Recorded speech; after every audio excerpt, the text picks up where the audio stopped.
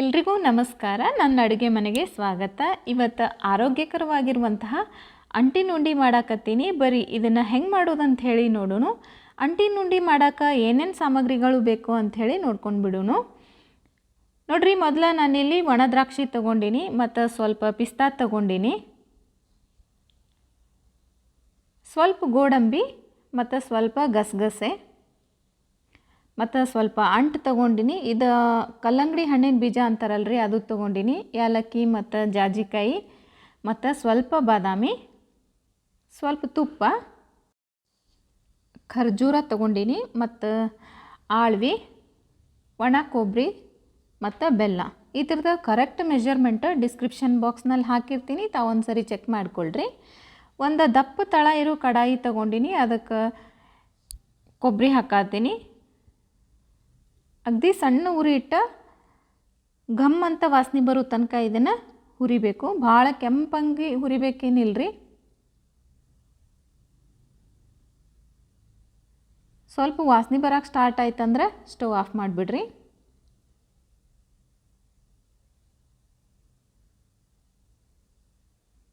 ನೋಡ್ರಿ, ಈಗ ಇದಾಗ್ಯದ. ಇದನ್ನು ಒಂದು ಪರಾತಿಗೆ ಹಾಕಾತೀನಿ. ಈಗ ಮತ್ತು ಅದ ಕಡಾಯಿಗೆ ಒಂದು 4 ಚಮಚದಷ್ಟು ತುಪ್ಪ ಹಾಕಾತೀನಿ.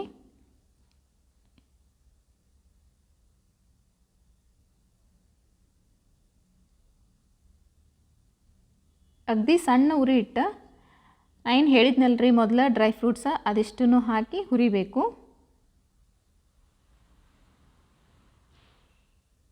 ನಿಮ್ಮ ಹತ್ರ ಬೇರೆ ಡ್ರೈ ಫ್ರೂಟ್ಸ್ ಇತ್ತಂದ್ರೆ ಅದನ್ನು ಹಾಕಿ ಮಾಡ್ಬೋದು. ಅಂದ್ರೆ ವಾಲ್ನಟ್ ಇತ್ತಂದ್ರೆ ವಾಲ್ನಟ್ ಹಾಕ್ಕೋರಿ, ಮತ್ತು ಹೆಝಲ್ನಟ್ ಇತ್ತಂದ್ರೆ ಅದನ್ನು ಹಾಕ್ಕೊಂಡು ಮಾಡ್ಕೊಳ್ರಿ. ಅಗದಿ ಸಣ್ಣ ಉರಿ ಇಟ್ಟು ಚಂದಂಗೆ ಇದನ್ನು ತುಪ್ಪದಾಗ ಹುರಿಬೇಕ್ರಿ.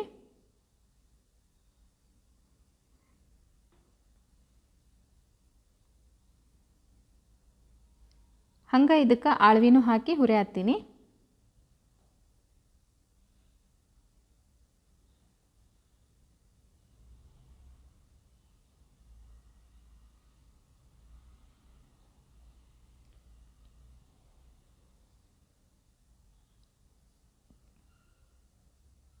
ನೋಡ್ರಿ, ಇಷ್ಟಾದ್ರೆ ಸಾಕು.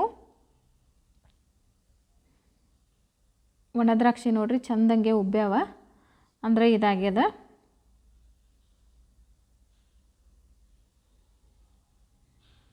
ಈಗ ಇದನ್ನು ತಕ್ಕೊಂಬಿಡೋನು.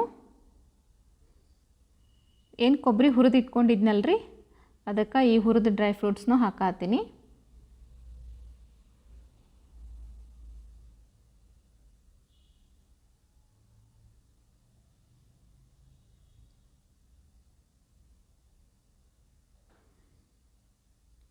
ಈಗ ಸ್ವಲ್ಪ ಗಸಗಸೆ ಹುರ್ಕೊಂಡು ಬಿಡೋಣ್ರಿ.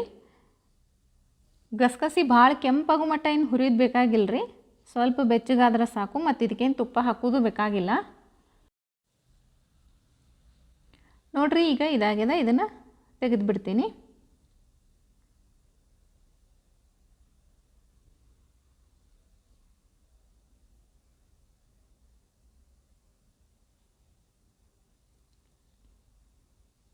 ಈಗ ಮತ್ತದೇ ಕಡಾಯಿಗೆ ಈಗ ಒಂದು ಸ್ವಲ್ಪ ಜಾಸ್ತಿ ತುಪ್ಪ ಹಾಕ್ಕೊಳಕತ್ತೀನಿ. ಅಂದ್ರೆ ಅಂಟು ಕರಿಬೇಕಲ್ರಿ, ಅದಕ್ಕೆ ಸ್ವಲ್ಪ ಜಾಸ್ತಿನ ತುಪ್ಪ ಹಾಕಾತೀನಿ.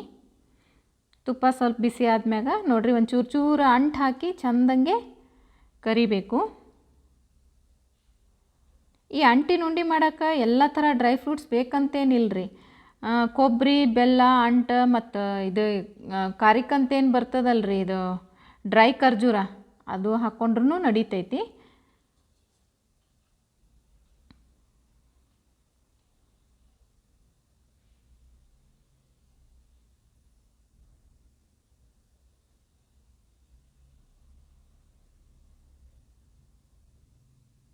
ಇದೇ ರೀತಿ ಎಲ್ಲ ಅಂಟನ್ನು ಕರ್ಕೊಂಡು ಬಿಡಬೇಕು.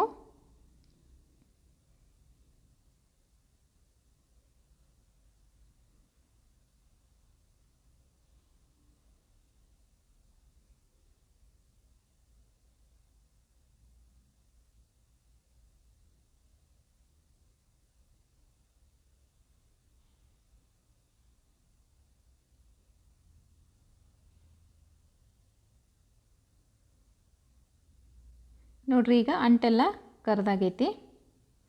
ಈಗೇನು ಅಂಟು ಕರೆದ್ಮ್ಯಾಗ ಸ್ವಲ್ಪ ತುಪ್ಪ ಉಳ್ದಿತ್ತಲ್ರಿ, ಅದು ತುಪ್ಪಕ್ಕೆ ಬೆಲ್ಲ ಹಾಕತ್ತೀನಿ. ಬೆಲ್ಲ ಎಲ್ಲ ಕರಗಬೇಕು. ಇದಕ್ಕೆ ನೀರು ಹಾಕೋದೇನು ಬೇಡ್ರಿ, ಬಿಸಿ ಇರ್ತೈತಲ್ರಿ, ಹಾಗಾಗಿ ಬೆಲ್ಲ ಲಘುನ ಕರಗಿಬಿಡ್ತೈತಿ.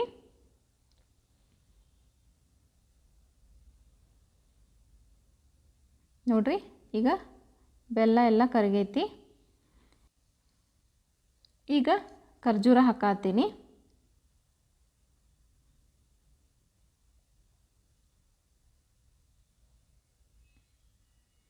ಮತ್ತು ಹುರಿದಿಟ್ಕೊಂಡಿರೋ ಅಂಟು ಹಾಕತ್ತೀನಿ.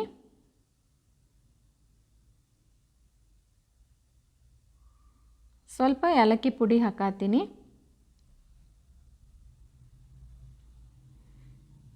ಈ ಅಂಟೇನು ಇರ್ತಾವಲ್ರಿ, ಕೈಯಿಂದನೇ ಹಿಂಗೆ ಸ್ವಲ್ಪ ಕ್ರಷ್ ಮಾಡಬೇಕು. ಬೇಕಂದ್ರೆ ಮಿಕ್ಸಿಗೆ ಹಾಕಿ ಪುಡಿನೂ ಮಾಡ್ಕೋಬೋದು, ಆದ್ರೆ ಹಿಂಗೆ ಕೈಯಿಂದ ಕ್ರಷ್ ಮಾಡಿ ಹಾಕಿದ್ರನ್ನ ಭಾಳ ಚಂದ ಇರ್ತೈತ್ರಿ ತಿನ್ನಾಕ. ತೀರ ಪುಡಿ ಆದ್ರೂ ಚಲೋ ಅನ್ಸಂಗಿಲ್ಲ.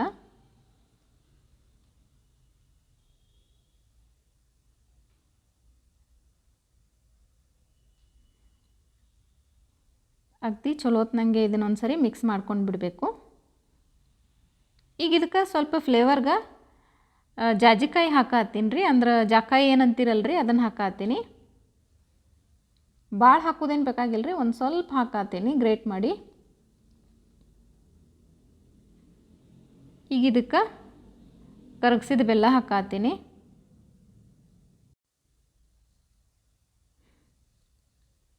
ಬೆಲ್ಲ ಹಾಕಿದ ಮ್ಯಾಗ ಭಾಳ ಹೊತ್ತಿದ್ದನ್ನು ಹಿಂಗೆ ಬಿಡಂಗಿಲ್ಲ ರೀ, ಅಂದ್ರೆ ಗಟ್ಟಿ ಆಗಿಬಿಡ್ತೈತಿ, ಆಮೇಲೆ ಉಂಡೆ ಕಟ್ಟಕ್ಕೆ ಬರಂಗಿಲ್ಲ. ಹಾಗಾಗಿ ಬೆಲ್ಲ ಹಾಕಿದ ತಕ್ಷಣ ಚಲೋ ಹೊತ್ನಂಗೆ ಜಲ್ದಿನ ಮಿಕ್ಸ್ ಮಾಡಿ ಉಂಡೆ ಕಟ್ಟಿಬಿಡಬೇಕು. ಭಾಳ ಬಿಸಿ ಇರ್ತೈತಿ, ನೋಡಿಕೊಂಡು ಮಿಕ್ಸ್ ಮಾಡಿ ಉಂಡೆ ಕಟ್ಟಬೇಕು.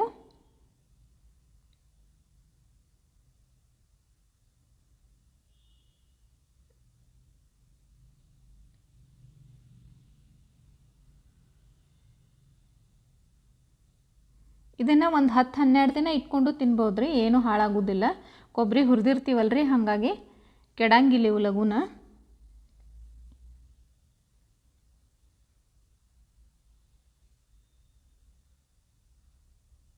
ಚಿಕ್ಕ ಮಕ್ಕಳು ದೊಡ್ಡವರು ಎಲ್ಲರೂ ತಿನ್ಬೋದು ರೀ. ಇದು ಆರೋಗ್ಯಕ್ಕೆ ಭಾಳನ ಒಳ್ಳೆಯದು.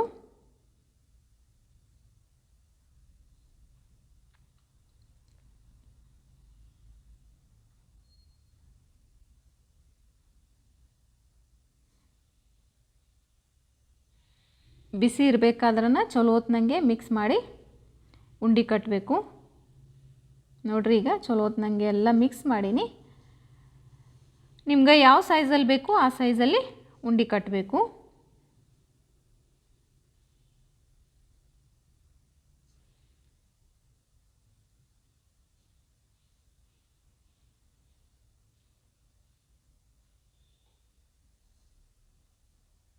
ನೋಡಿದ್ರಲ್ರಿ ಅಂಟಿನ ಉಂಡೆ ಹೆಂಗೆ ಮಾಡೋದು ಅಂಥೇಳಿ. ಈ ವಿಡಿಯೋ ಇಷ್ಟ ಆಗಿತ್ತಂದ್ರೆ ಲೈಕ್ ಶೇರ್ ಕಮೆಂಟ್ ಮಾಡಿರಿ, ಮತ್ತು ಇನ್ನಷ್ಟು ಹೆಚ್ಚಿನ ರೆಸಿಪಿ ನೋಡೋಕೆ ನನ್ನ ಚಾನಲ್ಗೆ ಸಬ್ಸ್ಕ್ರೈಬ್ ಮಾಡಿರಿ. ಮತ್ತೆ ಸಿಗೋಣ ಮುಂದಿನ ವಿಡಿಯೋದಾಗ. ಅಲ್ಲಿ ತನಕ ಎಲ್ಲರಿಗೂ ಧನ್ಯವಾದಗಳು.